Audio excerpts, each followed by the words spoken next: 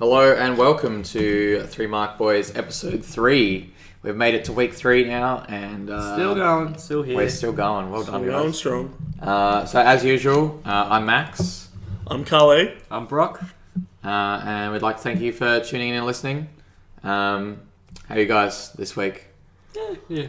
Long shift yesterday, so Yeah? I'm tired. I reckon. Yeah, I know what you mean. Yeah, I gotta do a morning shift tomorrow, it's gonna be great. Oh, fun times. I'm just going to drink and play Need for Speed. Oh, not Need for Speed. Tony Hawk Underground 2. The Hey, better you're Underground close 2. enough. They're both Undergrounds are the best of those series. Are you still coming to TC Dub? Hopefully. Alright. Depends on how work goes. Yeah, so our local, or our city, has a local wrestling league. Or I guess you wouldn't really call it a league, but a promotion. Yeah. Yeah, sorry, I was trying to think of the right word. The NWA in our backyard. But I'm at least going to see them this weekend. They put on a show every couple of months. We'll definitely cover it next week's podcast. Yeah, so regardless of whether or not you two actually do go, I know you're not going. Yeah, I have a Christmas party to go to. You'd rather get drunk than talk about wrestling, but whatever. I'd rather get drunk. And... He'll still get drunk and talk about wrestling, no matter where he is. Yeah. There's a pretty high chance I'm just going to watch wrestling on my phone while getting drunk. Fair enough. Yeah. Sorry, I'll send you lots of Snapchats. But yeah, that's what I mean. yeah, so we'll be reviewing that next week. Yeah, definitely. Probably in the independence section. So yeah, that'll be good. All right, well we might move on to our regular schedule. Yes, Stuff. Independence. Another slow week because everything's building towards something else right now. Yeah, well we talked about that last week. Yeah, it's still the same thing, really. Everything's building towards either Final Battle or Wrestle Kingdom. Yeah, basically. Don't want to start on a sad note, but one of our favourites, well, RVD, he can't wrestle in WWE anymore. Yeah, that's not to say that he can't wrestle elsewhere, but he's never going to be cleared to wrestle in WWE. He had a match, I believe, a few months ago. Bad spot. Gave him a concussion. Now he has some visual Vision issues. very bad vision at the moment, apparently, and they would not let him go to WWE. And the worst thing is, his wife's being a bit of a bitch and trying to take a lot of his money. Well, So that's kind of not helping him very much. no, he can't see and he can't spend any money. Yeah. Oh, Poor hopefully. And the worst thing is, though, like his Legends contract just ran out, so he's getting no merch sales. No, his merch runs out in like a month or two. It's still it's just sort a of lot hitting of hard. lot of bad news at the one time. It's so sad to see someone so good. Talented. Yeah. Well, I mean, it's like watching. I guess like I saw somebody make this comparison the other day, but like the original AJ Styles, pretty much. Yeah. Like the things he was doing back then, you would stuff that you it like, shaped what it you'd is never today. seen It shaped anything wrestling like today. it before, and you've never seen anything like it since. Well, we're all hoping he bounces back. That's my message, Tone.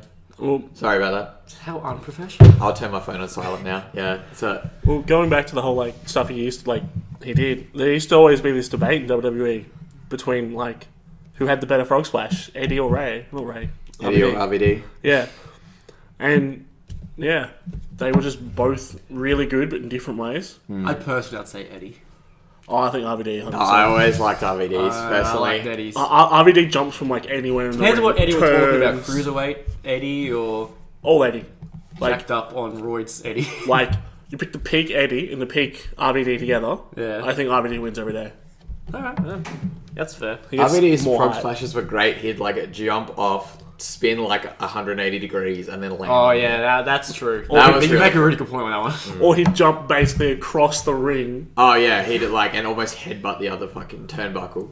Jesus. Well, moving on, we'll get into some wrestling. Up in the UK, WCPW have rebranded themselves as Defiant. Defiant. Yes, Fine. guessing they're trying to branch off the What Culture Yeah. branding. Don't want to be attached to that anymore. Yeah, no. So can you just quickly summarize why, just for anybody that doesn't know about the What Culture Well, stuff? recently, 4 members of the What Culture company who were huge personalities on YouTube all left. Yeah, and they To make make a lot their of own. content. Well, Yeah. no, you did make a lot of content. They were like the main content creators on that channel. And they were quite well loved in the community. Yeah, as everyone. Well. Well, for a few people, I didn't like them. Well, I mean, it was very I hate it. a very polarizing But they Few were dudes. very involved in the shows, because like general managers and etc. But they all left to make their own thing, and a lot of controversy came out about one of them. So not good publicity. No. So yeah, Defiance now just trying to be their own entity, trying to move away distance from the stigma themselves from of that. being a YouTube wrestling promotion. Yeah. While still being a YouTube Yeah, wrestling exactly. promotion. But yeah, anyway, so they had their first show. We had Defiant. In the opener, in like the pre-show kind of build up to the show, Wade Barrett, who is the general manager of Defiant. Oh, does he still go under that name? Yeah, I think he's under Stu Bennett, but they Stu Bennett, advertise yeah. him as Wade as well. It's I think kind of weird. most of Any the time- changes. Most of the time they advertise them as formerly known as... Yeah, that's what I this. mean. Yeah. It's like that- Stu Bennett, formerly Wade Barrett. Yeah. But anyway, he came out announcing he just signed a new huge deal with a new superstar who will face the current champion Marty Skull in a future match. And Austin Aries comes out, which is pretty cool because Austin Aries is obviously the greatest man who ever lived. Yeah. And I want to see him on every promotion I can. 'Cause Well, he he's so just good. had a... Honestly, I loved his run through the cruiserweights in WWE just recently. Yes. I'm surprised they didn't put the belt on him though. Yeah, so am I. But at the same time, I really thought he did not come out of that looking weak at all. No. You know, he But, kind of like- looked like the only strong challenger. He wasn't weak, but he just kept losing. Like they had Yeah. maybe I think it was like 3 matches. Yeah, I think it was 3. Yeah, it's and just he kept lost losing. the first 2 to some shenanigans. And I don't remember the last one. from memory, I think the third one was a little bit of shenanigans as well, but they didn't really end up building on that. And then, like, one of the only ways to kind of make it up to most wrestlers, it's like, oh yeah, you're not doing that great. Well, the least we can do is put you on the main show for our biggest show. Oh, cool, he's wrestling on the pre-show, and that match isn't on the DVD. Yeah, Like- which is kind of sad because that was one of the best matches of the night. Yeah. Yeah. Also, why wouldn't you don't need the extra space on the DVD. If you do, just cut out some of the dumb promos like halfway in the show. Or just like cut out the Cut trips out and the sets entire and- Mojo Rawley in the Andre Battle Royal, please. Yeah. No, do you mean Gronk? He won it. Sorry. Yeah, basically. Yeah. Yeah. Gronk won it. Anyway, yeah. Hey, we never know. Since if Neville was actually leaving, we could sit and have a match in Defiant. Yeah. You never know because Neville, he probably go to UK do some shows there. Apparently, they're in talks and it's good now. I hope so. I mean, He's that's so good. It's just a Don't want rumor, him so to- He Heel should be, Neville. he should be main roster. Yeah. No. Main roster. With a look like that. Yeah, I mean, like, he doesn't need to be the king of the cruiserweights anymore. no, he's the Goblin King. Come on. the Lord of the Rings. Yeah, He can be the Lord of the Rings.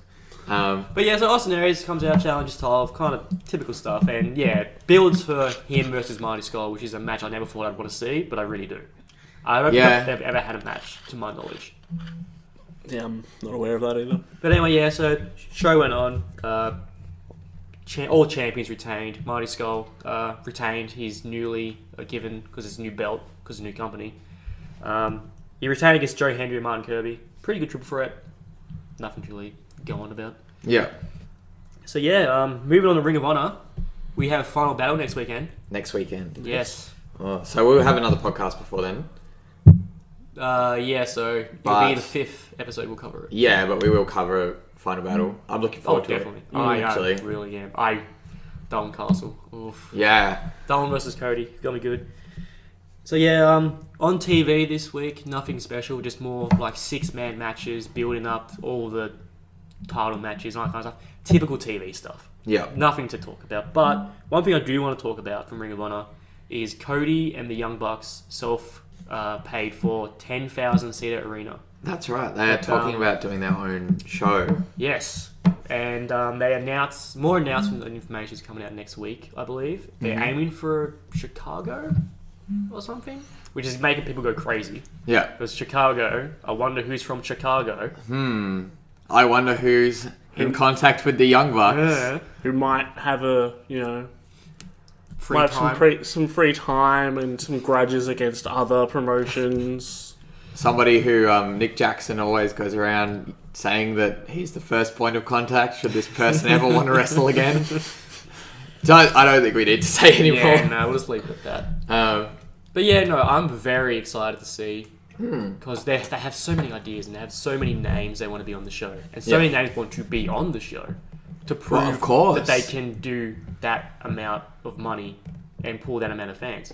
Well, They'll do it easily. yeah, I think outside of the Fed, like the Bullet Club are the biggest, like the most well-known wrestling thing. Yeah, well, they sell their shirts at Hot Topic. Exactly. That's what I mean. And having these three, They sold out. They sold out. They sell massive amounts of merch at Hot Topic and everywhere. Like, it's ridiculous.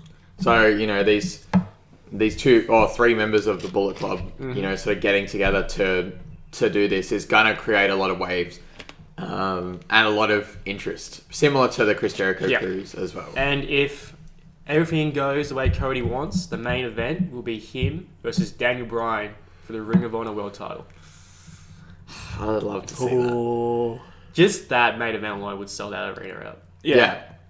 Well, Easy. Hell, even the rumor of that main event might sell it out.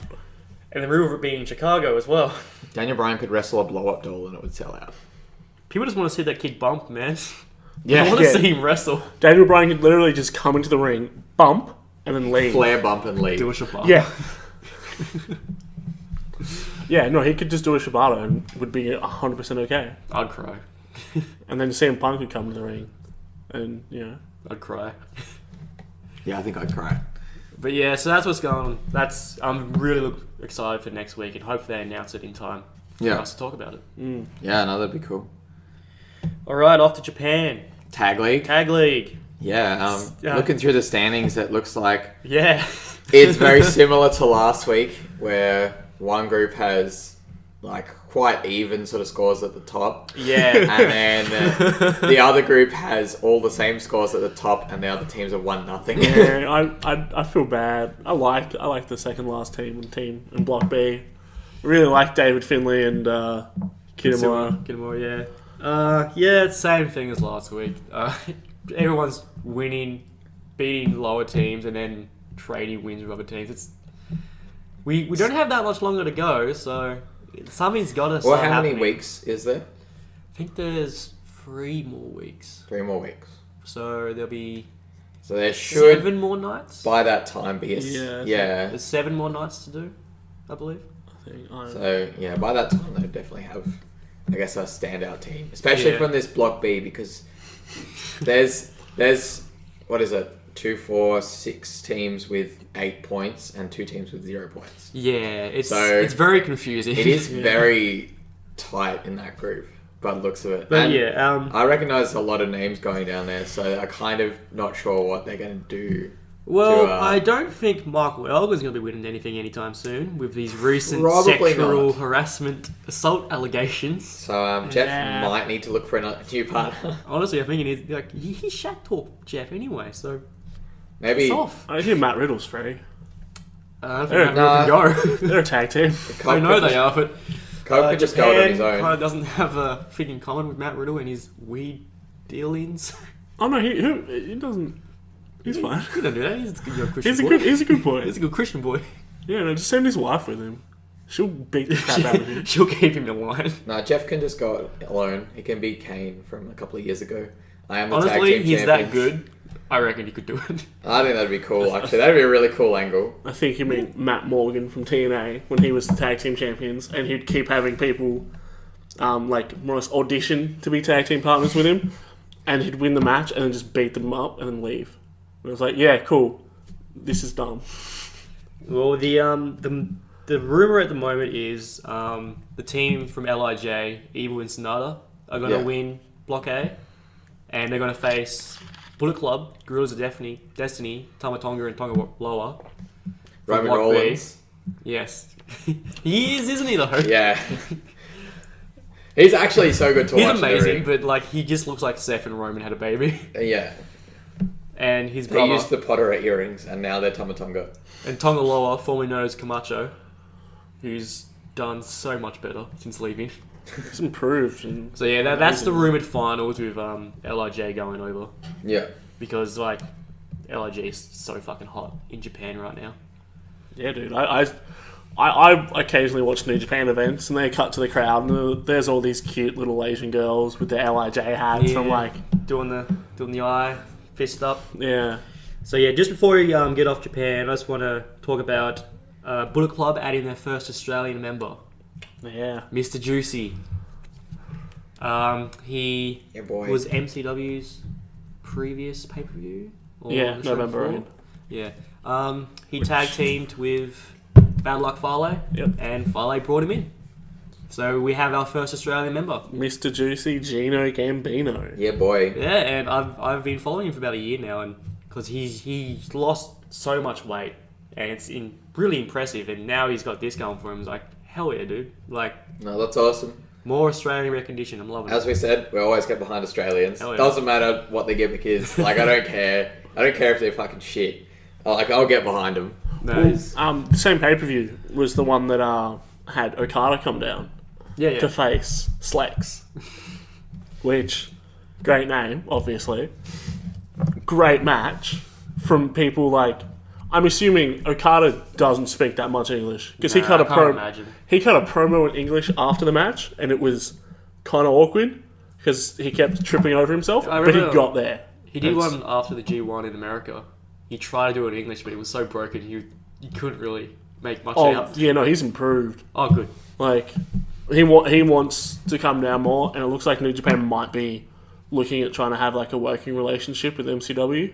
Hell yeah. Which would be really That'd be cool great. because, honestly, like, Japan and Australia geographically aren't that far away from each other. No, it's And like an they- hour time difference. Yeah, exactly. They're pretty much almost in the same time zone as well. yeah. I also know the Young Bucks announced they're coming down in March. That's for a separate event. Oh, It's is it? yeah, it's international assault or something like that. Okay, well, final thing on Japan. Interesting note from Jericho. He's gone full dick heel in Japan. Yeah. He's like saying, so on a Twitter little conversation, Naito posted something and Jericho's like, I don't even know who you are. There's only one main event and I'm in it. So he's pushing everybody out because Well, he's the main event. That's Like, the thing Jesus is Christ. that I heard him talking about this Chris. with JR on JR's podcast, but he kind of is the main event for Yeah, that he show. is. Like, But damn, dude. because there's a main event for the Japanese fans and the fans of New Japan, which is Naito versus Okada.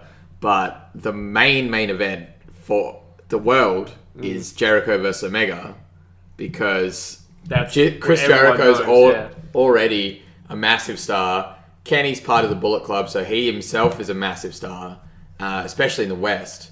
So the amount of exposure that these two are going to get for New Japan kind of puts this as like the main event, even though I never want to say that the world title is not the main event.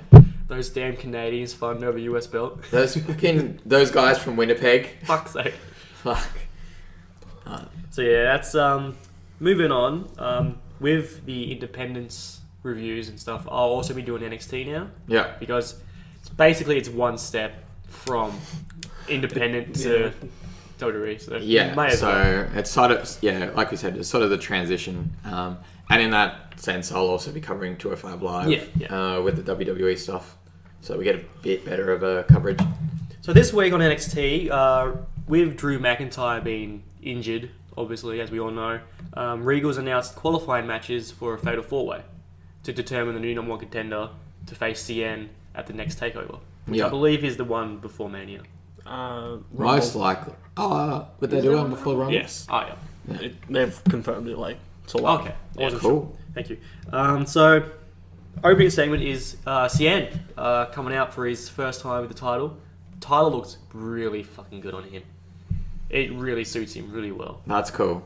Because he has a lot of potential to be. He gets very excited though, and he kind of fumbles around with it because you can see how happy he is. And Yeah. it's adorable.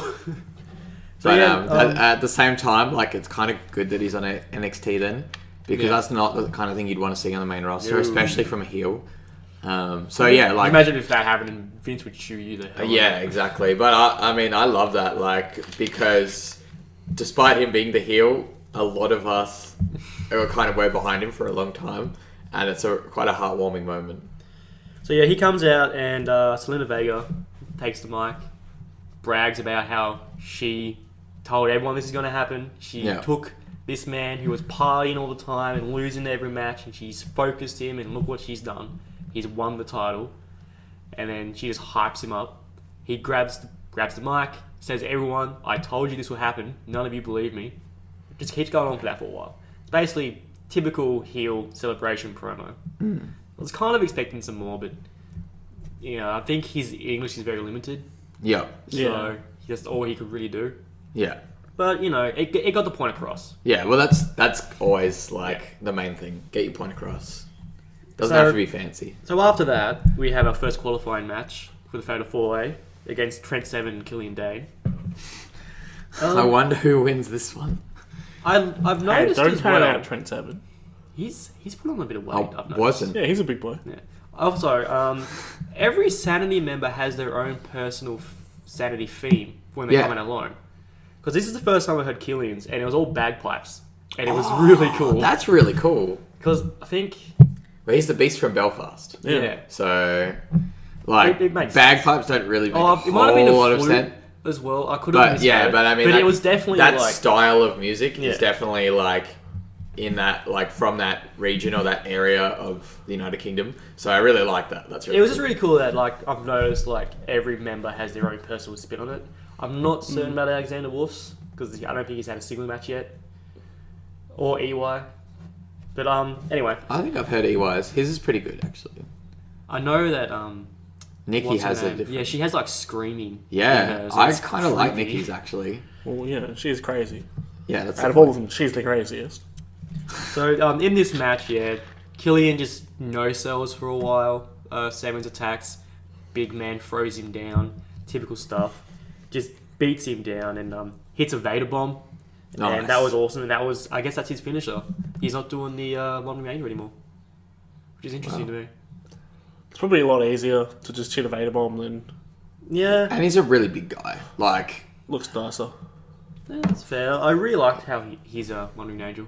I don't remember what it was called. Something else. he might end up whipping it out as his alternate His finisher. ultimate finisher. Yeah. Yeah. But yeah, so Killian Dane qualifies. We all saw that coming. Yeah. Trent Seven was good, but Killian he's Dane not on was that just- level just yet. He's- He'll probably get there, but not yet. He's a tag team wrestler, mainly. So So after that, we have an Undisputed Era promo backstage. And God, Adam Cole's a dick. That's so good. Oh, he goes on about how winning War Games was easy and it was going to be. It was there was no question about it. And it's because they run NXT. And Yeah. then Red Dragon. I don't think they're being called that anymore, unfortunately. no, I think they're just gonna go with Undisputed Era. yeah. So Bobby Fish and Kyle O'Reilly just talk about in a couple of weeks they'll have a tag team title match against Sanity, and how they're going to take the titles and they're going to run NXT completely. They're going to hold all the gold. They're Because gonna. Adam Cole has So a it's happening on qualifying match. Raw and it's happening in NXT as well. Basically, yeah. Yeah. And Adam Cole talks about his match next week against Aleister Black, which is going to be very interesting. I'm very looking forward to that one. Yeah, that'd be interesting actually. So we go to a no-holds-barred match, apparently, between Ruby Riott and some MMA girl. Well, you've written MMA Girl 2, and I'm interested to find out who MMA Girl 1 is. The chick that... Oh, I forget her name. Sonya. Shayna? Yeah, the one that was in the Cruiserweight Classic. The Mae Young. The Mae Young Classic. finals. Yeah. Yeah. That one's number one because she probably gets paid more. She's not even on TV yet. Yeah, but She she's already friends get- with Ronda Rousey. Already gets paid for. She's friends with Ronda Rousey. Also, she actually did MMA, Yeah, whereas true. Sonya Deville, Just looks like she did. she looks like she was just wanted to do it, so she just hung around the gym, and the guy's like, kind of annoying. Could you just kind of go over there, sleeve Go us? sit in the corner of Shadow Yeah. Box or something, which is what she did in the ring. Which was... Yeah, and you were talking about her entrance actually. I don't understand. She tried... Yeah, so she ran down, just doing hoodie on shadow boxing, hits the steps, runs in a circle a little bit, runs inside, starts doing a Shane O'Mac, then starts shadow boxing again, and then gets in Ruby's face. It's what the hell is happening? Calm down. Has wrestling gone too far? I think she needs some Adderall or something. Holy Anyway, crap. so this was a no holds barred match because Yeah. apparently they both screwed each other over in getting into the fatal 4-way for the women's title. Yeah. No holds barred plays no part in this match until the ending, and Okay. it's really confusing. Yeah. So yeah, it's just a typical match. She's putting her MMA holds on her. Ruby's fighting back because she's still a face here Yeah. because the tapings happened before the whole. Before everything, yeah. For the After riot views. squad. Well, yeah, I think that's actually They important. mention it because the commentary is taped previous weeks. Yeah. Anyway, so yeah, a lot of MMA spots, they do an ankle lock for way too long. And it's too boring. Yeah. It's like, I really... Ruby Riot's really good. When she was in Chikara, she was awesome. Mm. I forget, what was her name on that? I think it was Heidi Lovelace. That's a cool name. Yeah, That is actually a really cool name. it's way cooler than Ruby Riot with 2 T's. Is So it yeah, got two Ts? Fuck. They decided, oh, Riot Jesus with Christ. 1 T is too aggressive. Let's give it a second one. So yeah, unfortunately, I kind of droned out of this match because it was just submissions and Yeah. strikes and all that. So yeah, at one stage, Ruby does a suicide dive and throws her into the stairs. I guess that's no holds barred-ish. And then she throws her back into the ring, and Ruby goes to climb through the ropes, and then Sonya puts her in a triangle, and then Ruby taps out while on the ropes, like Yeah. her waist on the middle rope, or bottom rope, sorry. Oh, so and she's in a triangle. Yeah, and she's in a triangle, and she taps out. So there's no. That was the only reason there was no holds barred, apparently. because she was on the rope. So she could tap her out while she was on a rope. Why? Not that the rope played any part in it. No, Why call it she was just on top of it. Why call it no holds barred when you could just call it a no DQ match and it's exactly the same? I don't know, man. Because she has a lot of holds and she doesn't want any of them to be barred. Yeah, and after the match, they announced the winner by triangle choke, Sonya Deville. I was like, do they do that for anybody else? They announced the submission? No. I think they might be doing that more in NXT, but I don't know. I haven't It was seen, just weird. I've watched every match on the main roster and I've never seen that. Or has she had a match in the main roster yet? Deville, no. Oh, we'll have to wait to see if she does. Only Paige has wrestled out of Absolution, and her first match was this week, which we'll talk about later. We'll get to that later. Anyway, so the last match of the night is Cassius Ohno versus Johnny Gargano for the second spot in the Fatal 4-Way. And you said this was the one to watch, This was amazing. and I'm not surprised. People, they were building it the whole night because it was meant to be Ohno versus Velveteen Dream. But Yeah. apparently Dream has some nagging injuries he has to rest, so they were basically saying who's Ohno's opponent all night. And then Johnny comes out, his Paramore theme, huge pop. Fuck yeah. I don't personally like it. I've but always wanted I to. don't like Paramore. So I've always wanted to enter the WWE ring to Paramore. I could see you doing that. Jesus. So the match starts off. Ohno, Gargano doing lots of strikes. Ohno no selling, then just starts throwing him around. Then they Yeah. do an amazing chain wrestling sequence that only these two guys can do. It's like you can't beat these two. This is Chris Hero. Come on. So so a few pin attempts later, Ohno forearms Johnny out of the ring after tying him in the ropes. Like Johnny went up to the top rope. Ohno pushed him down, so he was like on the outside. And then Ohno brought his head in and tied his arms behind the rope, and then just fucking forearmed the hell out of him. Jeez. It was brutal. It's like props for Johnny for taking that because it Yeah. didn't look like he held back. No. You sift your friends the hardest out of anyone. Yeah, they're probably pretty good friends after seeing that. Yeah. Well, AJ and Brock must be as well. Jesus. Brock and Randy must be lovers. Oh my god. I don't want to see their children. Beast Vipers. I do. Beast. Oh, God. Like Alright. just really... Before we get too off topic, we'll go back. So, Cassius throws him back in the ring and he drops he takes off his knee pad and drops a knee on him. He's trying to be as brutal as possible to him. But Johnny just keeps kicking out and coming back. So this continues and continues. Ono gets hit with the slingshot spear that Johnny does, I have no idea still. I'll never know how the hell he can do that without being caught in the middle rope. He's a magician. Bloody crazy. I've just come to realise that Johnny Gargano defies reality. He's been doing it for so long, and I've always just like, how? It's not possible. Because he does it with so much speed as well. I know. That's the thing that gets me is that... It must be his upper body strength or something. Yeah. Because he flings himself. He must does a spear. He must lift so much to be able to do that.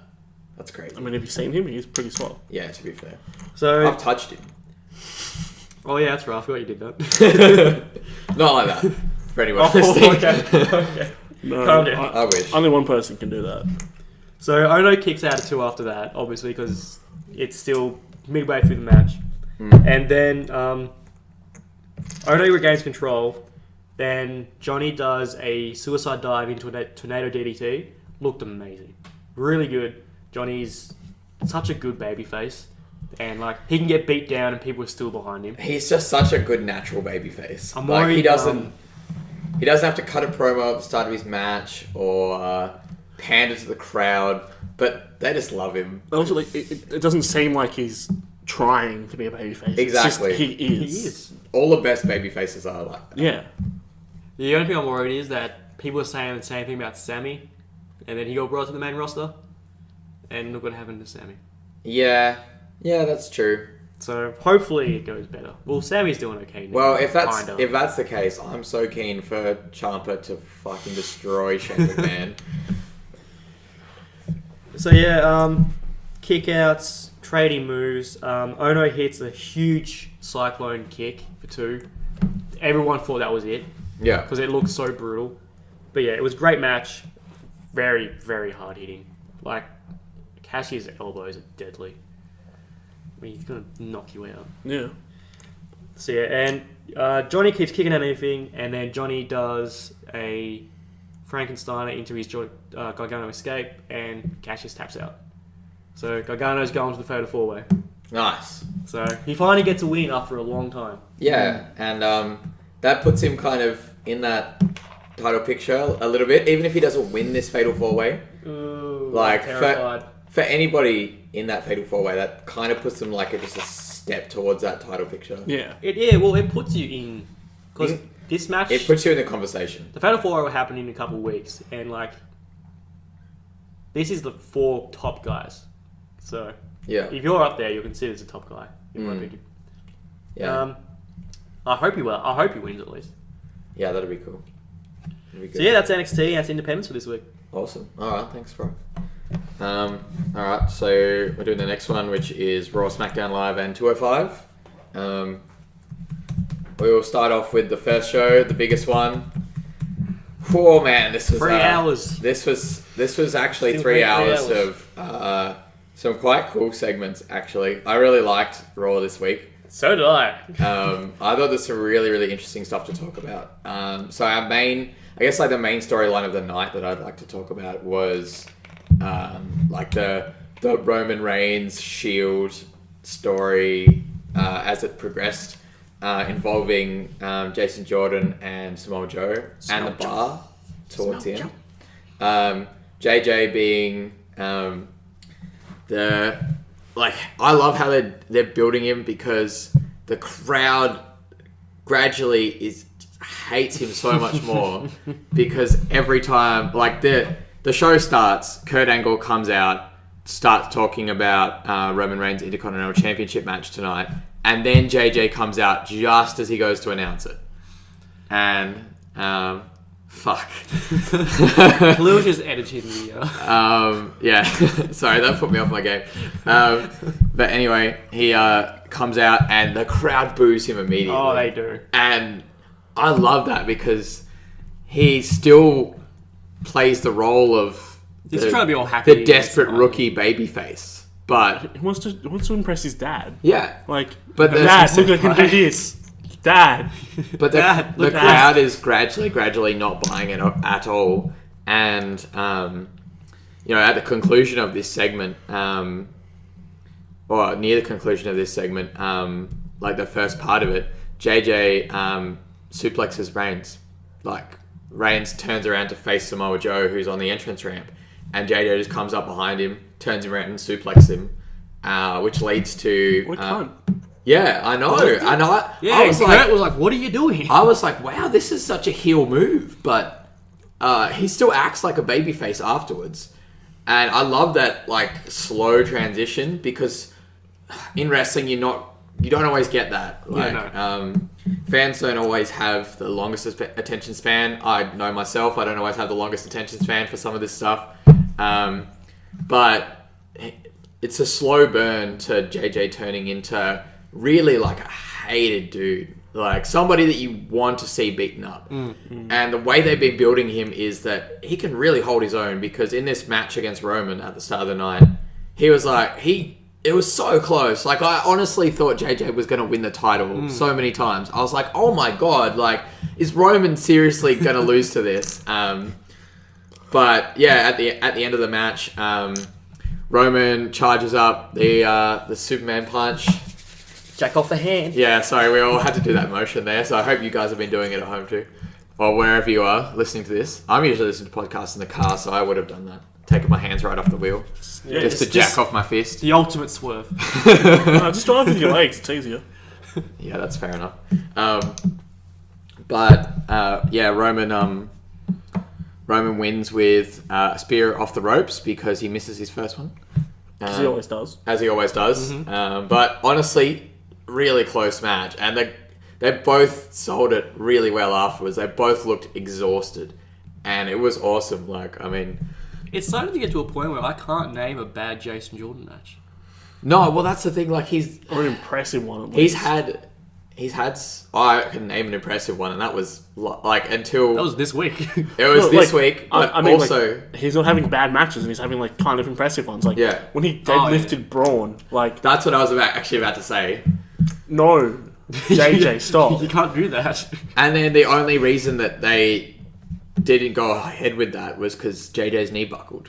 Yeah, and they're like, oh, his knee is killed now. More storytelling. Yeah. Imagine if his knee wasn't hurt. And I don't know, like the fans can love or hate JJ, but he is rising up the ranks really quickly. And honestly, he's a really good talent. His mic work might need a bit, but whose doesn't? I mean, I could probably name 4 or 5 guys that really don't need to work on their mic stuff. Once he gets finally settled into an actual character, heel or face, he'll be alright. He'll find his way. He'll find his way. Well, I think mic stuff for me personally is way more excusable because while it's your more character building stuff, it is the hardest thing I think to get right. Well, it's a thing you don't practice something in as much. No, and you can't practice it.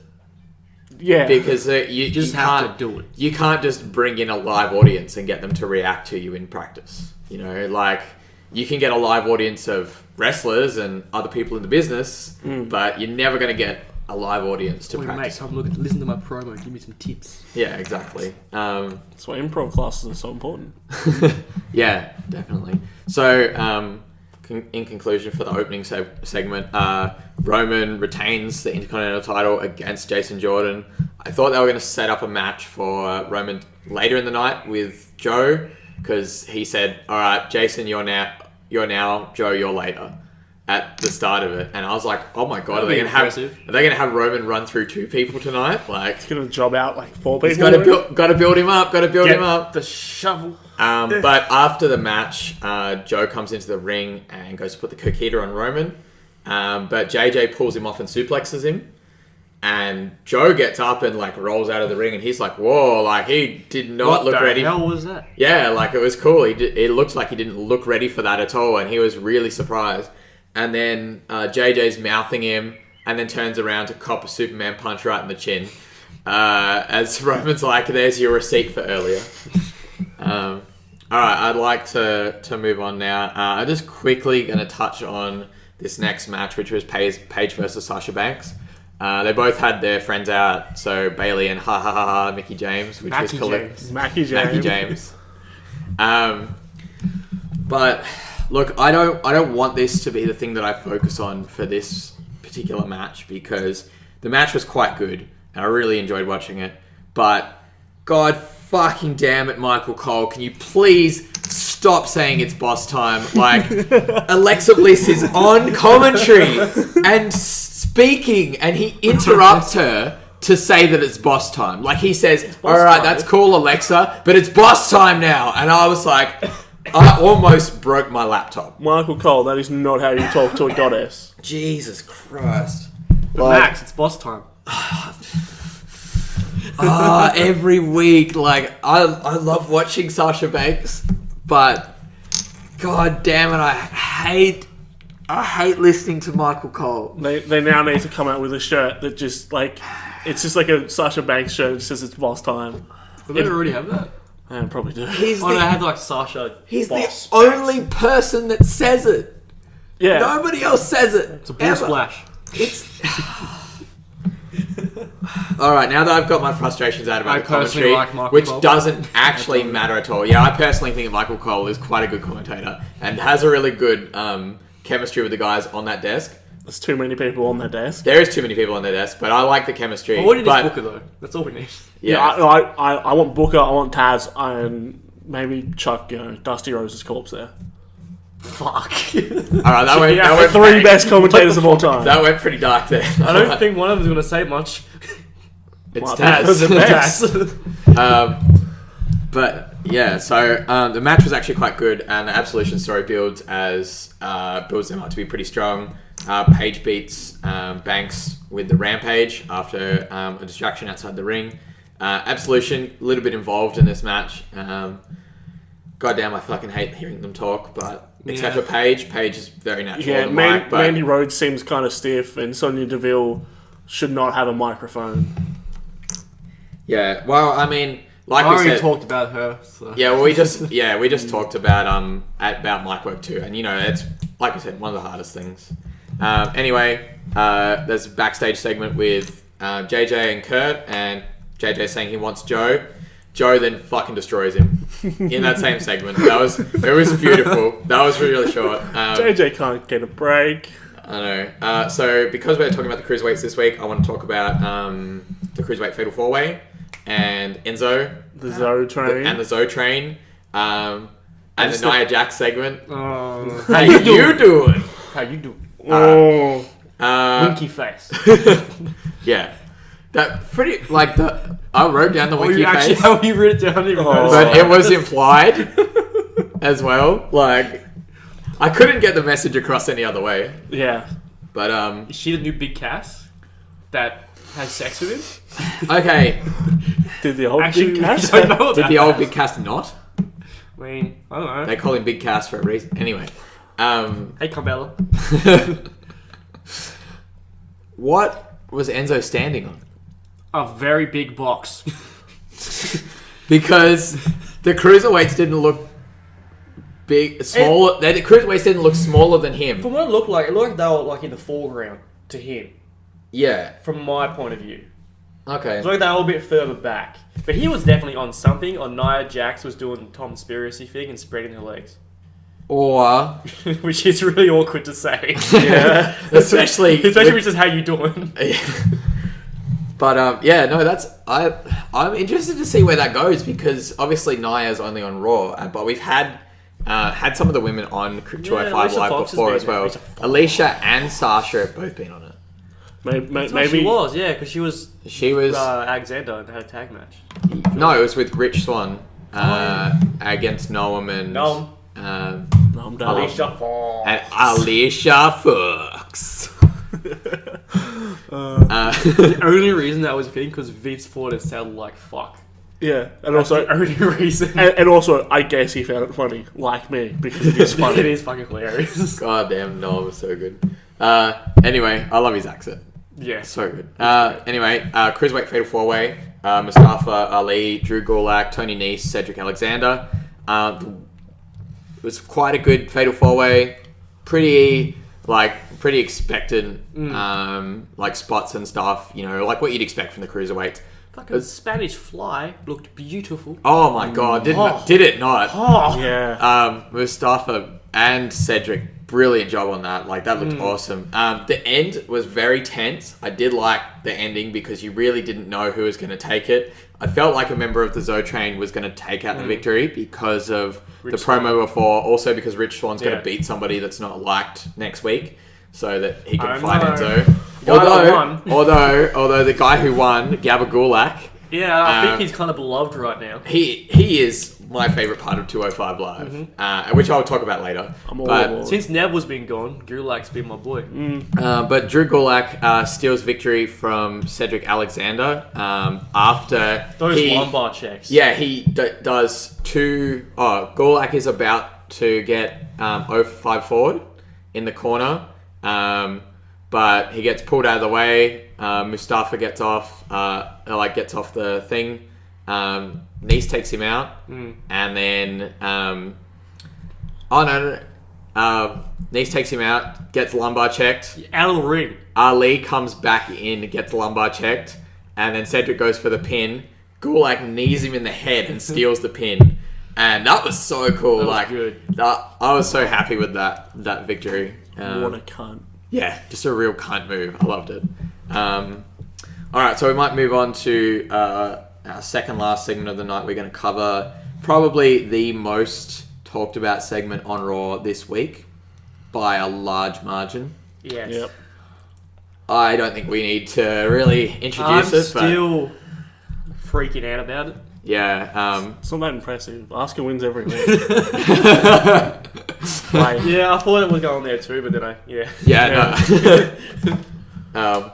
But the Matt Hardy Bray Wyatt segment. Woken. He's woken. Yes. Yeah. Oh, best Bray promo I've seen in a while. And I saw somebody talking about this online, but Bray's the straight man. Like, I don't think Bray's talking about this has never happened before. No. I don't think they are. Like, I don't think Bray is the straight man. I just think he's less crazy. Which makes him the straight man. No, he's still crazy. Bray's going on about saying it's dangerous when people listen to a madman's ramblings. It's like, you're a madman though. And you ramble. And you only ramble. But every time Matt came back on the screen, the crowd popped harder. Like, consistently popped harder for everything. It was amazing to see, and I'm really, really keen to see where this goes now. The consumer of celestial entities. Do you think that should Jeff be ready for action not yet, that he would be part of the Broken Universe as well? Eventually. Or are they going to redo their Breaking Brother Nero? I reckon, they'll redo it. I'd like that more. I reckon I'd like them to redo it. Oh, sorry. Waking Brother Nero. It's going to wake him up, set an alarm clock for him. Yeah. With that facial hair he's got right now, I can't say I'd be surprised. On a side note, Vince McMahon loves this. Yeah. He is a huge supporter of this, and apparently he's giving Matt a lot of control. And that makes me very excited. You know, I feel like if they weren't into it, I don't know whether the Hardys would have actually gone back to the Fed in the first place. I feel like this has been something that, while, you know, it's obviously been in the works for a really long time, and we know that, and everyone's known about it, obviously, because it's been happened in TNA and in Ring of Honor as well. While being teased for so long. before they came back to the WWE. But yeah, I wouldn't be surprised if that was one of the conditions. The conditions. of like Matt and Jeff signing was that when they did get to use this gimmick, that they would have a lot of control over it. Yeah, I think like they just didn't see it taking this long. No, which is unfortunate. But we're there now. You know what? We're here. It's the same thing as the JJ thing, where the slow build really works. Like this, I don't think that the crowd would have popped this hard. No. Should it have been, you know, like 3 months ago, 4 months ago. I think they still would have got an awesome reaction, but it's been so long awaited, I think. It's a good timing as well in the calendar year because there's not really much happening. And it's a good build up to Mania as well. I could see Matt versus Jeff. Yeah. On Mania again, and Matt waking him. The redemption story for Matt versus Jeff at Mania. Yeah, maybe Jeff can win this one. I hope when Matt and Bray have their match... Maybe he can be good this time. I hope when Matt and Bray have their match, it's not just a match. Yeah. It's like the final deletion or total non-stop deletion. Or just something. The House of Horrors. No. What about the swamp match thing Please no. between New Day and the White Fan? Oh, yeah, I forgot about that. That was when they were trying to like get into wrong. that, and it was too serious. It was just bad. Yeah. I don't remember it. But, Choose not to. what do you guys think they're going to build up to having a match at the Rumble? Yeah. Or are they going to build up to them both being in the Rumble? I think both in the Rumble and then Matt win. eliminate Matt each other and then feud at Mania. Matt wins the Rumble, Matt wins the Bray Rumble. wins the title, and then they feud at Mania for the title and... Oh, put back the maggots. Oh, yeah, they can... No. No, then we can find out what's in the fourth corner. Because they only got to 3. That's true. It's just Matt's face. That would be perfect. Like Kevin Owens' face when he was the face of America When he on the walked stage. I love that he walked around it. Yeah, and took was shove in his face. Oh, step man. on your own face for. That was awesome. Anyway, we'll move on to the last match of the night. Seth and Dean versus The Bar. Sheamus and Cesaro. Seth and Dean win by DQ. So The Bar retain the titles. The disqualification came from Sheamus running into the ring afterwards and beating the piss out of Dean Ambrose.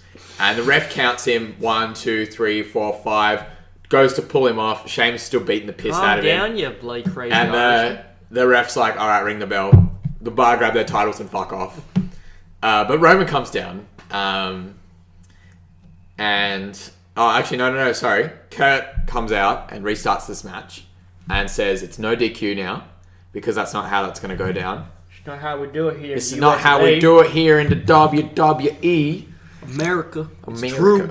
It's damn true. And so Joe interrupts the match, attacking Seth and Dean.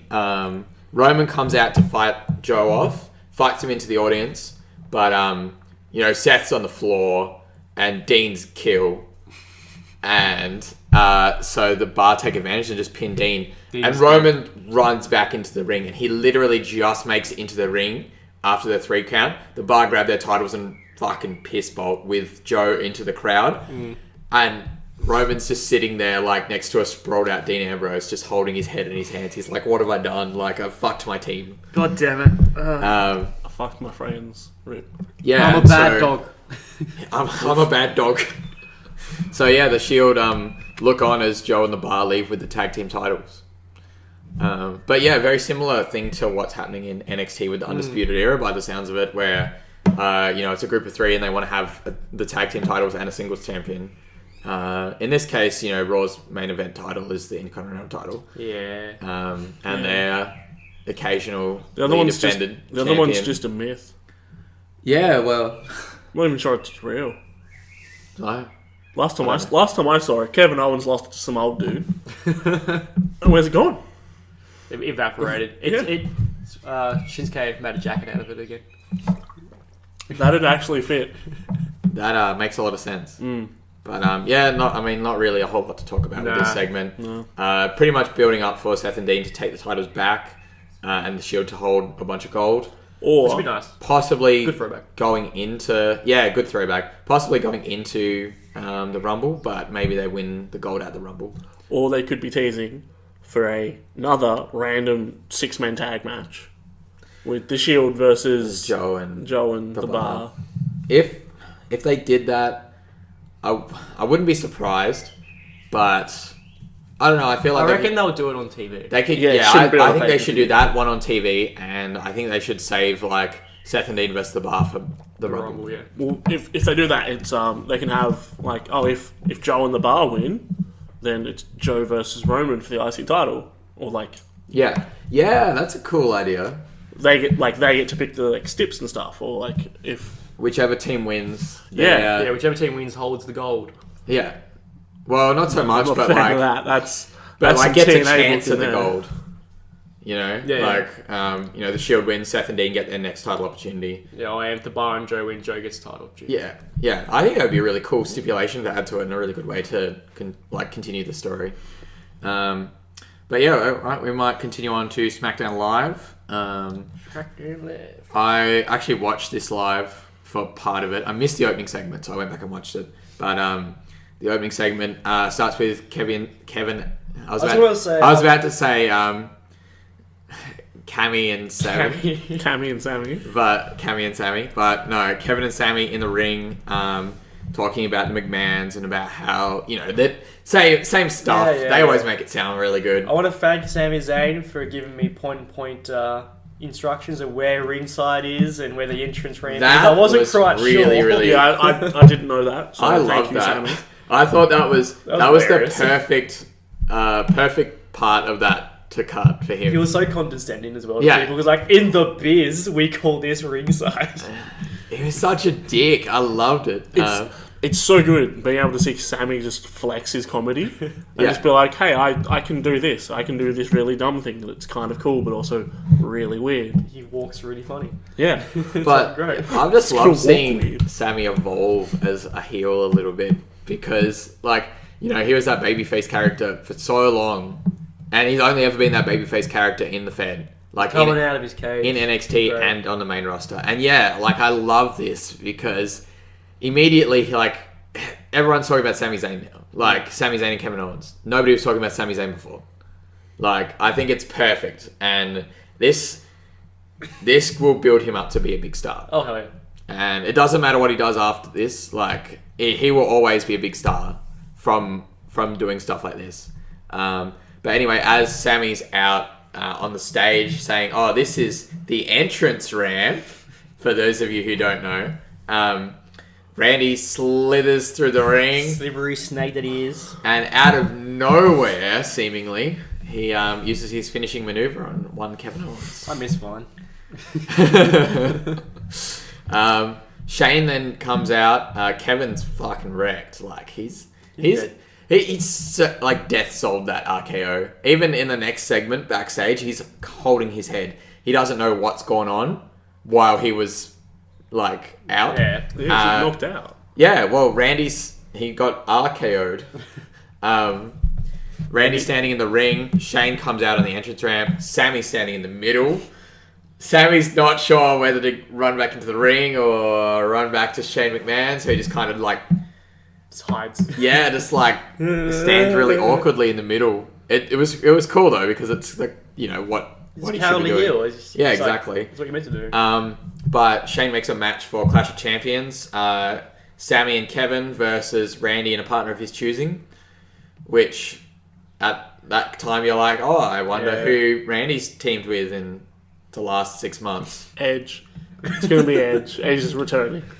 I mean, his next rule. Stop. Vince will kill you if you spoil that. Yeah. Alright, it's not Edge. Wink, wink. It's Christian. But that would be interesting. But and then he makes a match for Sammy and Randy later in the night, and Kevin will be handcuffed to the ring rope. And I was kinky. One, yeah, kinky. Two, I like the evolution in the story because they're like, oh, well, seeing as we can't stop you from coming at ringside, if we ban you from ringside, you're still going to come out. So just make sure you can't leave. Let's just make sure that you can't get involved. Definitely, just impair your movement. Yeah. So Sammy and Kevin have a couple of backstage segments throughout the night where they talk about trying to get the stipulation off as they did last week with the same thing. Go and talk to Daniel Bryan about it. Daniel Bryan, I really like his character in this scenario because he sympathizes with both sides. But I feel like he ultimately thinks that Shane is the heel. Yeah, I can see that. In kayfabe sense. It's pretty early on to see where he's going, but yeah, I can see that. I think... Well, it looks like Shane is kind of trying to start abusing his power. Shane's a bit of a dick. To the people that he feels have wronged him, as in Sammy. It's like he just punished them. He just punished them for everything. Yeah, and now he's putting them in a match again with their jobs on the line to get to later tonight. Yeah. What the... Calm the hell down, dude. I feel like that kind of... Like, the character... Like, I understand that's what he's supposed to be doing, taking it a bit far like that. His character feels like he's just salty that he lost. Yeah. He's angry that... He's angry, like, really angry at them and trying to take all that anger out of them. That he jumped off a big building. And missed. Again. He does it a lot, doesn't he? Yeah, well... You think he'd learn that it doesn't land? Yeah. All right. And So, you know, his kids are in the front row. Again. so talking about SmackDown's Absolution, or the Riot Squad as they're called, we find out that the SmackDown Women's match at Clash of Champions is going to be a lumberjack. After some incredibly cringe-worthy promos. Those damn brunettes, man. Those damn brunettes. Getting all the fucking bookings. How dare that brunette Charlotte and that brunette Natalia get a match at Clash of Champions? They just get all the opportunities. And not the lovely blonde that is Liv Morgan. Yes. Yes. But... Do we have to talk about Miss Outback's promo? No. Thank We're just going to leave it at that. Yeah, game meat. If you want to watch it, don't. You ever eaten game meat? You know what? Yeah. Hey, Daniel Bryan, you vegan? Have you ever eaten game meat? You prejudice got people from the south? Alright, That's enough of that. Yeah. Next one I want to move on quickly to is Baron and Bobby, the US title feud. Baron and Bobby talk backstage and kind of agree with each other on not wanting Ziggler in the match. Well, they've both beaten him in the past. Yeah, but I like that they kind of feel like their rivalry transcends Ziggler. But Ziggler comes in and he's like, he just lists his accolades. That's how he comes in. He comes in and he's like, just lists, I'm a 2-time world champion, like blah blah blah blah blah blah, and I cashed in my money in the bank successfully. As he looks at Baron, that was nice. I liked it. I feel like Ziggler's promos recently, like in the last couple of years, have been really, really good, but in the end, he just flops. And I don't know why. That's Ziggler's career. He has it always it's going to a peak and then just kind of gets boring and just you want to hide it. He's been kind of in the same promo for a long time now. And he's like, I'm so good. I'm this good. I'm going to be this good and this champion. And then he doesn't. And then he kind of just jobs out again. Yeah. I mean, it makes sense for him to be a heel and have that character, but yeah, I kind of would like to see more from him. I don't know. I'd be hot on Ziggler. I remember when he cashed in. I was so on the Ziggler train. I was so on the Ziggler train because he cashed in on Edge. And I fucking hated Edge. Del Rio. No, and Edge... No, he's... Oh, yeah, that's right. It was Del Rio. Hang on. Who was it that... He won the title, the vacant title from Edge. Yes. On, a night of SmackDown. And then lost it, the next hour. Yeah. That was hard. Thanks, Teddy. Yeah, dick. But Baron and Bobby have a match later in the night, which ends in a no contest as Ziggler comes into the ring. Ziggler on commentary, by the way, fucking amazing. He was very entertaining on commentary. I really enjoyed that. And it made the match very entertaining as well to watch. Because Bobby, amazing in the ring, glorious, some might say. Corbin also, honestly, is an entertaining performer because you want to see him get the shit kicked out of him. And you know it's going to be hard because he's a big dude, but you want people to fucking kick his face in. Like I do. When I look at his face, I'm like, I want to shave his hair. Yeah, he's Everybody going does. very, very angry. Just go embrace it. No. Because if he embraces it, then you might like him a bit. I already like him. No, I just think he's a shit stone cold. I like his entrance. But if he goes bald, then he's going to be stone cold. No winning for Baron. I like his entrance. I liked his old entrance. I miss playing Connect 4. Yeah, Connect 4 was great. Connect 4 was amazing. Alright, but we'll move on anyway. Pretty much triple threat for the US title at Clash of Champions. That's what they're building towards. Ruru and Aiden English come out and do a promo about Rusev Day. Aiden English starts singing the 12 Days of Rusev Day before the biggest heels in the company. Dicks. Fucking honestly, this is the first Rusev Day. The first time that I've ever actually been sad to hear the New Day come out. This is Rusev Day. Because it's a day of celebration. They only got to the second day of Rusev. I want to know what was else. Maybe they'll extend it more. He had a tag team victory and two Rusev Day t-shirts. I want that shit. I want to know what he had 3 of. I want to know what he had 12 of. I want to know what he had 12 of. 12 sex celebrations with Lana. Live sex celebrations. Let's bring them back. Yes. That was great. Just with her, though. It's a bit of titty. We'll put them on NXT. Yeah. They've got to practice. Yeah, fuck it. Versus I guess they're being called Rusev Day now. Yeah. Personally, What a dumb fucking name. I think the name is fucking garbage, But it's Rusev Day. yeah, but it doesn't, like, the team doesn't need to be called Rusev Day. It fucking is Rusev Day every day. Like, Also, what is wrong with calling them Rusev and Aiden English? yeah, what's... Yeah, no, I would be down for that. Like, they don't need a Put it on a t-shirt. they don't need a cool name, but you can put Rusev down on a t-shirt anyway. It is Yeah. on a t-shirt. Because Yes. it's their catchphrase. Like, that's the point of having a catchphrase. It's not your team name. That's like You don't hear the New Day coming out and going, "The New Day? Today is the New Day? and, And tomorrow is going to be a new day?" yeah, they say it like maybe 2 or 3 times. They say it referring to themselves. Yeah, 'cause and the not group- referring to their catchphrase. Not referring to a day that is new. No. They're just Yesterday was Yesterday was not an the old new day. I mean, WWE just put. Today is a current day. They seem to be really inconsistent with like, oh cool, these people are going to team, so we'll give them a name. These people are going to team, let's not give them a name. Like Kevin Owens and Sami Zayn, they don't have a Gable name. and Shawn. They Gable don't and Benjamin. need. They don't need names. They don't need a name because everyone's just going to call them American Alpha 2. Or the world's greatest tag the team. world's second greatest tag team. Yeah. Nah, world's greatest. Fair enough. Yeah, and, like you don't need fucking Rusev Day. Like what the fuck? And the Bludgeon Brothers. That's That's a good name. That's different though, because They have hammers. the beef I have with this is that it's their catchphrase. Like, you know, Rusev talking about Rusev Day, and they got so over. So why are they trying to just shove it down our throats with calling them Rusev Day as well? Because if you like All the Rusev handsome Day, ones. if you like Rusev Day, then You'll you'll like like a all of team named Rusev Day.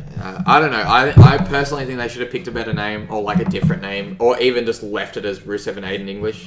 They might but- change it. It's pretty early on. So. Yeah, Fuck, might as but well I like to see Aiden English doing something now. Just call them the Big Dick Swingers. Like fuck it.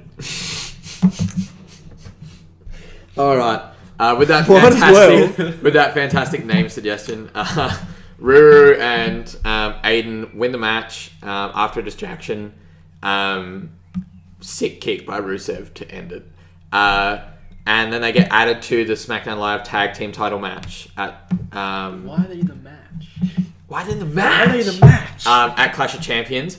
I did hear also mentioned on there that you can only tag your own partner. So we may see 4 dudes in the ring Ooh, at okay. once. I'm not okay with that. I'm so okay with that. That's interesting. Because, yeah, that's what I mean. Like, But- it may be a clusterfuck and it may be fucking terrible, but I've never seen that before. Yeah, because that only works if it's elimination and it's falls count anywhere. Or, no, just if it's elimination. Because then you can just leave the ring and just beat down someone for no reason. With this, there's going to be 4 people in the ring. You know how much of a clusterfuck that's going to be? Imagine what, like, just trying to see. There's 4 people in the ring. There's 4 people in the corners. There's 9 people in the ring, including the ref. Why?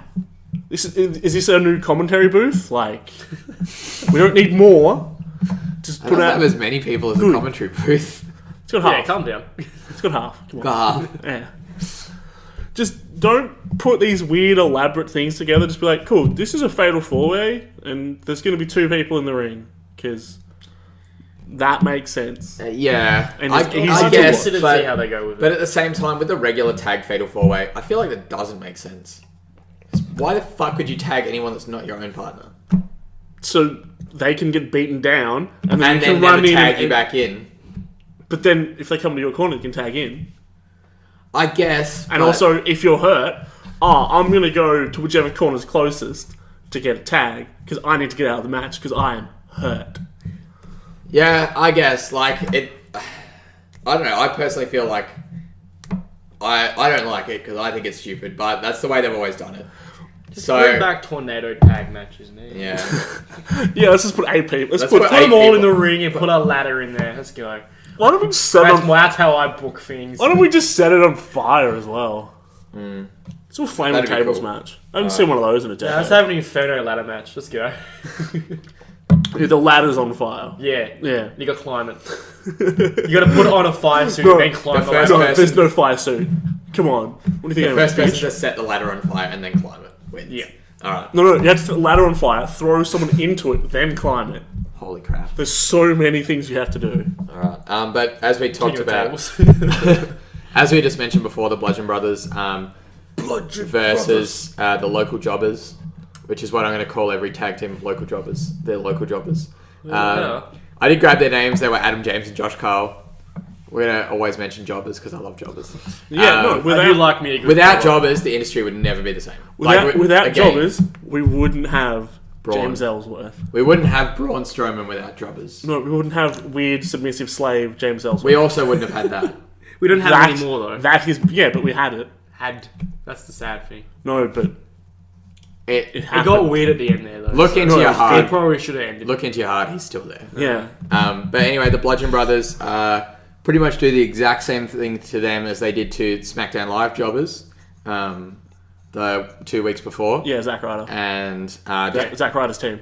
just destroy them. Mojo rolling. No, just Zack Ryder. Yeah, no Mojo rolling. And that's it. Fuck off, you won't That's know. like literally it for that segment.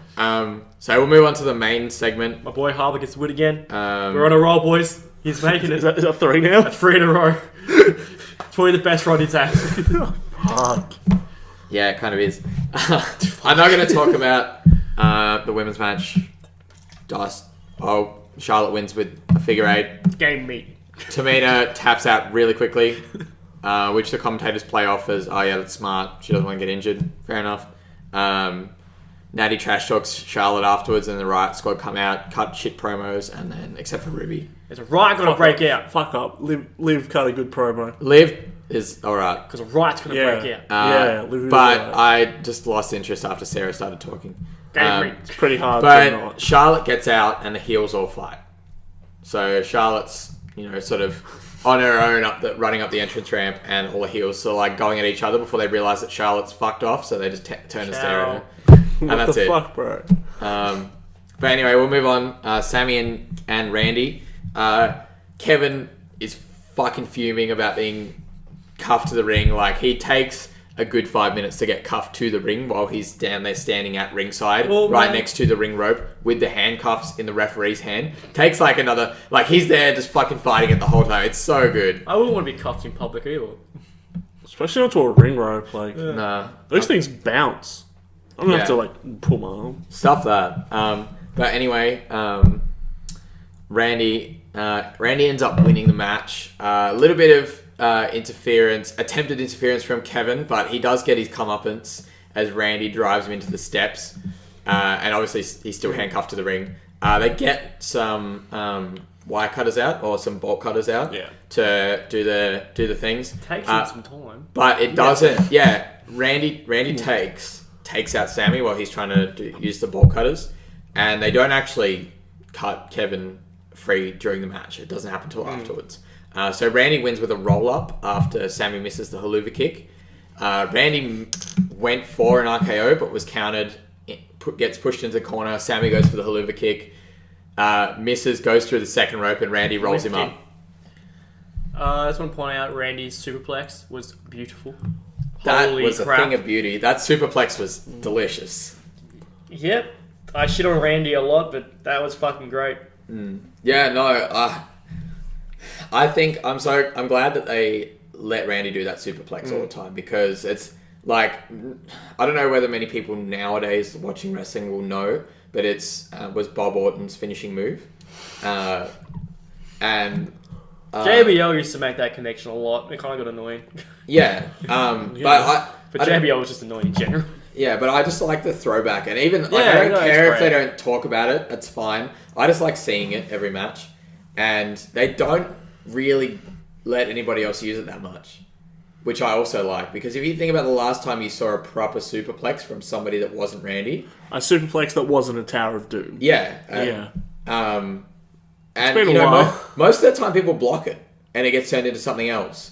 So I'm glad that sort of Randy at least gets to keep doing it, and he always sells it so well, and they look beautiful. I know Seth does one, but he follows through with a Falcon Arrow. Yeah, afterwards. Which is fucking terrifying. Isn't it? It's like, why? And then they still kick at it too. Fucking CrossFit Jesus over here.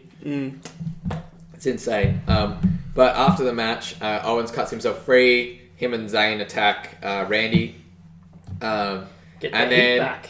Then we hear the Land of the Rising Sun play on the Titantron, and Shinsuke comes out.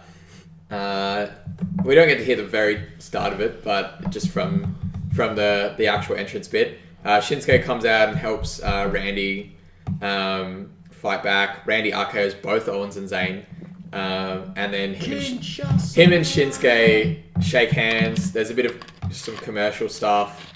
Then they continue the beat down again. So they RKO Owens, Kinshasa, Zayn.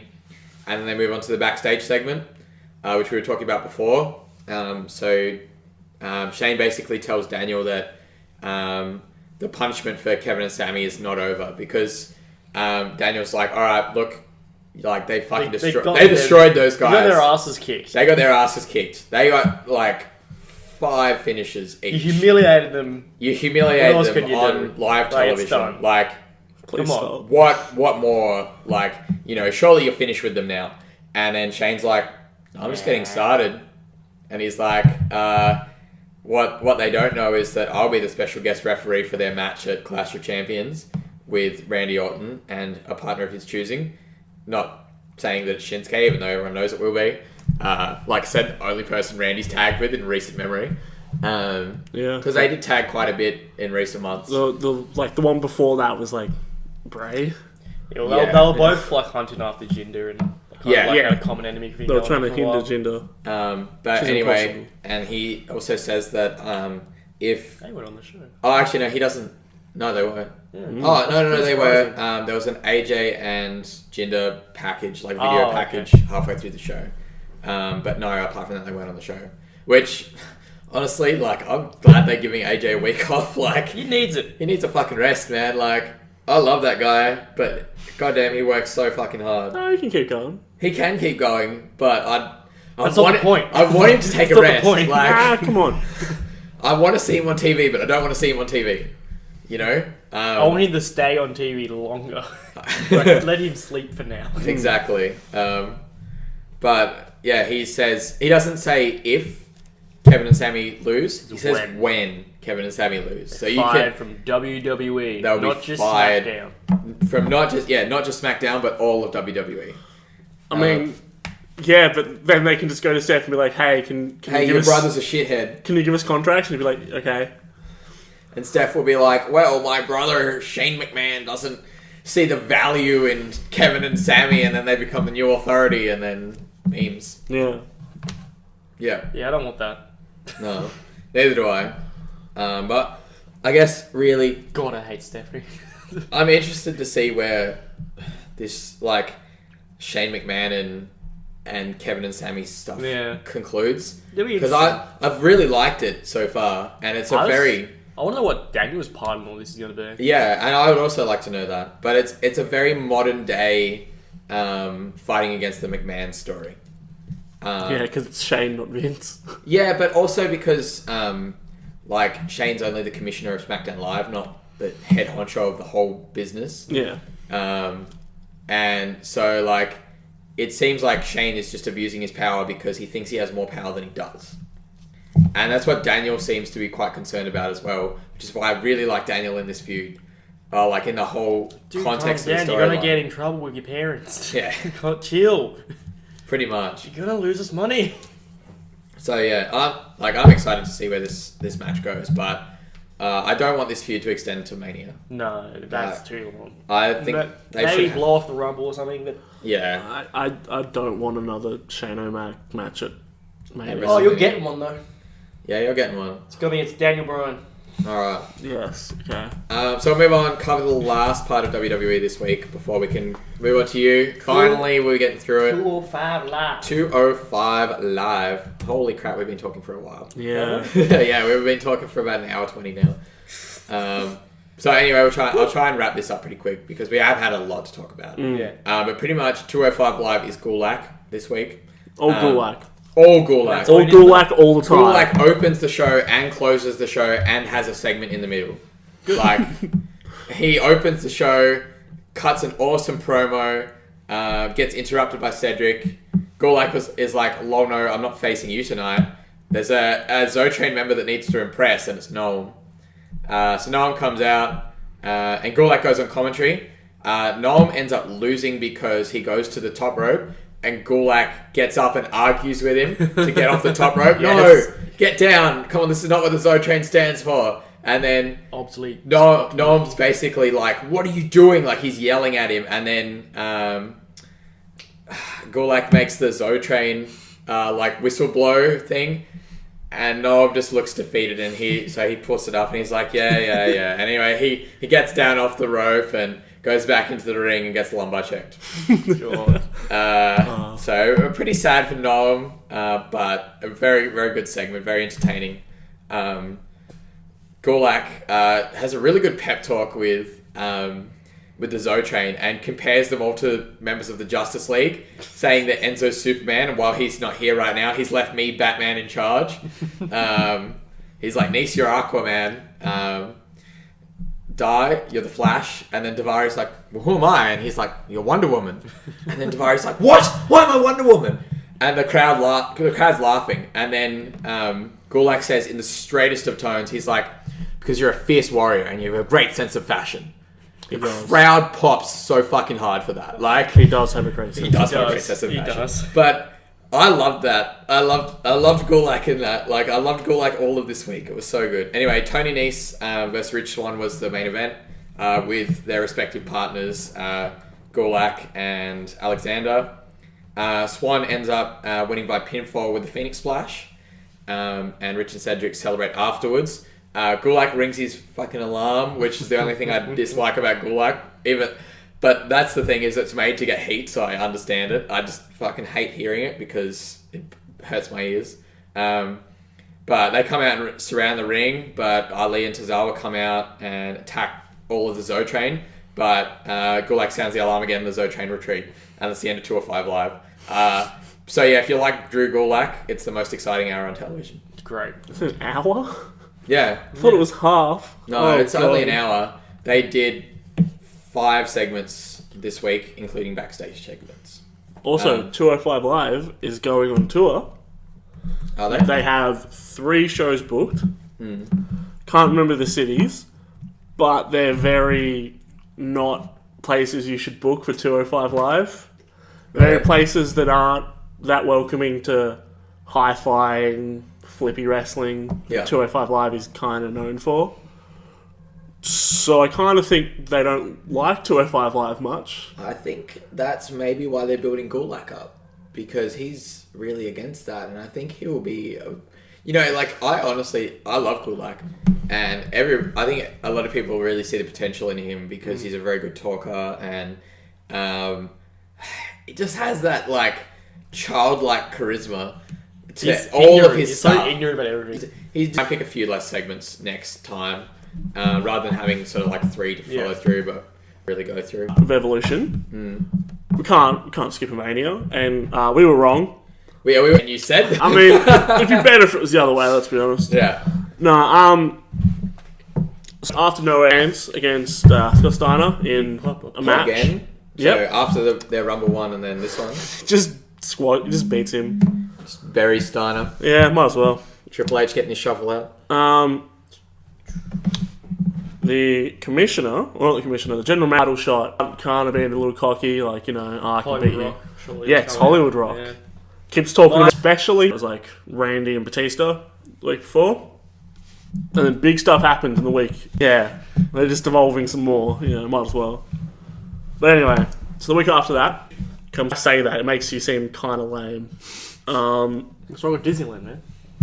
Talk about that. Oh, why say this? It makes you He's look. got to come out and say it too. You never know. There could be someone in the crowd who misread a thing. Sharp suit. Yeah, no, I had a huge black eye. Yeah, just kind of shits on Booker T. Lots. Yeah, so... Dance for me, Book. You're an entertainer. Give me one of those spinneroonies. I'm in wrestling. Like, I don't know who was assigned, who was the agent assigned to this match, but... Or why Triple H didn't say that's shit.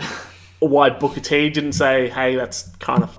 I don't really want to do this on I live think someone TV. backstage would have said, hey, you can't say you and your nappy head to a black man. Nappy hair. But anyway, all that, vaguely racist stuff aside, Triple H is like, oh, have fun with your match later on with your tag team partner from last week, Scott Steiner. He is a tough boy, which Big Papa Pump is. So anyway, match comes out. It's just a normal match, not impressive really. Triple H and Ric Flair come out midway through. It looks like they're trying to mess with Booker a little bit, trying to make him lose. Yeah. That doesn't help. Scott Steiner loses by a roll up. What are you doing? Yeah, and then they don't attack him. They look like they're gonna maybe go to the ring, and Booker T's ready to fight him back, and they just look at each other and go, "Nah, we're gonna go back." So they go back. That's it. And Booker T does a spinnerini because, of course, because it's Booker T. Dance for me. Yeah, it's entertaining them. Do one of those spinnerinis. He's just entertaining the crowd because he's an entertainer and not an athlete. Yep. Yeah. Jesus. And then next so week bad. on Raw, Booker T comes out, cuts a kind of boring promo about how I wanted to beat up Triple H because he said all those weird things about me, and then mentions that he's been in jail, and it gets a little awkward. But then he kind of saves it at the end by just being hyped and just being like, yeah. It's been Booker T. Yeah, and then... He was down and out, but he came back. Yeah, and then throws out, if you can dig that, sucker, and says, gets a good pop. He is really over at this time. Yeah, it's surprising. I didn't think Booker T was this over at this point in time, because this is just after him and Goldust had their weird thing. Yeah. It's probably what made him so over. Probably. That stuff was great. And then Ric Flair comes out and mentions, Triple no H... music. So he just walks down the ring. Oh, no, there's music. Oh, was there music? Yeah. I didn't hear any music. I think there's music. I'm probably just deaf. Yeah, I don't remember if it comes out and says that you're not gonna beat Triple H. You should just kind of Be there. Triple H, and you should stay where you are at the moment. You're in a good place. He talked about him grabbing their bags and driving their limo, and then he would have earned something. Yeah, it would have done You would have done something that hearing that in the on his southern level or something. Yeah, so hearing that in the southern accent just It's a Rick note, just feels bad. but not in Carolina. And Booker T is like, so Triple H is in the locker room, right? And Ric Flair says, yeah. And Booker T just socks him one and goes to the locker room because he's pissed. And then beats the shit out of Triple H. Triple H is in there, washing his hands or his hair or something. Both of them are wet. It's weird. And then he's like, "Oh yeah, so, basically, what are you doing?" And Booker T says, Triple H is like, "Oh yeah, I can just Pulls out $1 and is like, "Can you get me a towel?" and throws it at him. And then Booker T, rightfully so, just starts wailing on him. Beats him down, slams him in the door. Because, it's not cool. No, Kind of really offensive.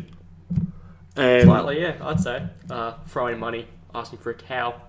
yeah, and Triple H is pissed and is now looking for Booker T.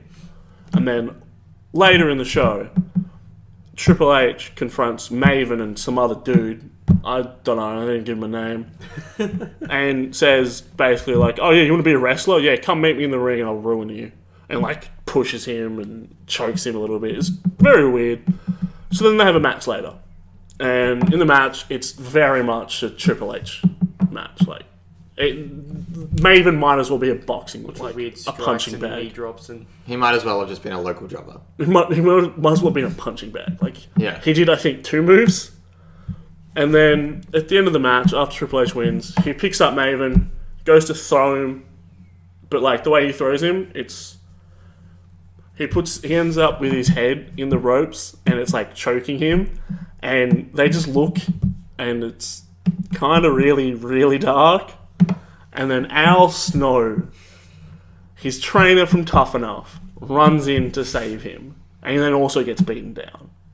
And yeah, it's a very weird, awkward, racist time. Al Snow will always be the leader of the job squad for me. Yeah.